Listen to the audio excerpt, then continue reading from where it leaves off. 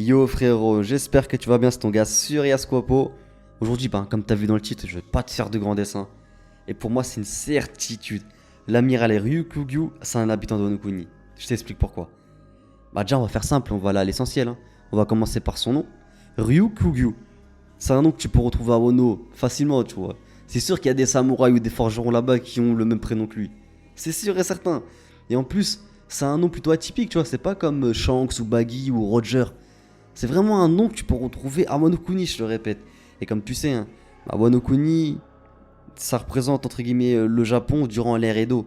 Et ça comporte aussi, ben, tu vois, toutes les valeurs, tout ce- toute la culture en fait qu'il y avait au Japon durant cette ère-là, ben, on la retrouve à Wano Kuni.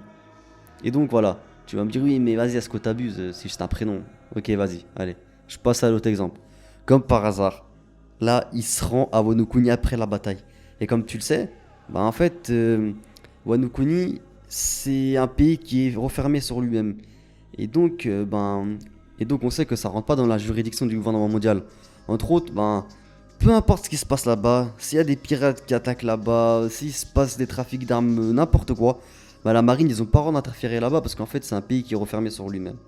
Et donc, je pense que il a dû ressentir une très très grande part de frustration et d'impuissance à l'époque, sachant que, ben, de par son titre et son rang, ben, voilà, il pouvait rien faire, même s'il était originaire de là-bas. Et donc, je pense que là, il doit vraiment être heureux. A noter aussi qu'on a perçu, ben, on l'a perçu voler avec une sorte de fleur.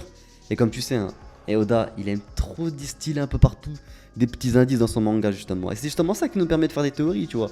On a pu prédire, par exemple, grâce à une page en couleur, la mort de Ace ou beaucoup de choses. Et donc, moi, j'ai fait le lien avec, tu vois, l'appellation d'une des régions de Wano qui s'appelle la capitale des fleurs. Et je pense que c'est pas un hasard, hein, justement, si on l'a perçu avec une fleur derrière son dos. De plus, on l'a vu défoncer Ki et Queen. La preuve, tu vois, qui prouve encore une fois qu'il a une sorte de haine hein, vis-à-vis de l'équipage de Kaido. Et pour moi, véritablement, ce qui me fait vraiment penser que c'est un mec qui vient de là-bas, c'est le fait qu'il a décidé de plus manger en fait. Parce que tu te souviens à l'époque, à Punk Hazard, quand Kinemon et Momonosuke ils ont rencontré Luffy, ils ont refusé de manger la bouffe de Sanji, je sais pas si tu te rappelles à l'époque.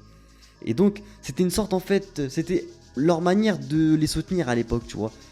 Et donc, je pense qu'au même titre que Momonosuke et Kinemon qui avaient refusé de manger, je pense qu'il avait décidé de faire la même chose tant que la situation ne serait pas réglée là-bas, en soutien justement bah, à son peuple qui crève de faim. Et donc, je le vois bien dans la symbolique, remanger justement à cette occasion lors du grand banquet, et aussi pourquoi pas bah, remercier Luffy par la même occasion, parce que on sait que Rikugyu et Fujitora ils sont très amis, on sait que Fujitora il kiffe Luffy, et en plus c'est pas la première fois que Luffy il aide la marine indirectement. Bah ouais, rappelle-toi X-Drake, Luffy il avait défoncé Doflamingo à Dressrosa, la même personne qui avait tué le père de X-Drake à l'époque. Et donc je le vois bien remercier Luffy, et donc on sera d'autant plus choqué déjà d'une part de voir un amiral remercier Luffy, je pense que ça n'a jamais été fait ça, un amiral je pense que ça n'a jamais été fait. De plus, de revoir ben, pour la première fois le visage et surtout bah, de le voir manger, ça va encore plus nous surprendre. Et donc pour moi, la meilleure occasion tu vois, de voir Rikugyu manger, bah, ce serait pour fêter justement la libération de son peuple. Et donc c'est l'ensemble justement de tout ça qui me fait penser que ce personnage-là, ben, c'est un habitant de Wano. Et donc voilà, cette mini théorie est enfin terminée, j'espère sincèrement qu'elle t'aura plu. J'ai hâte bah, de voir la suite pour savoir si cette théorie est valable ou si finalement je me suis complètement gouré. Tu me diras ça dans l'espace des commentaires.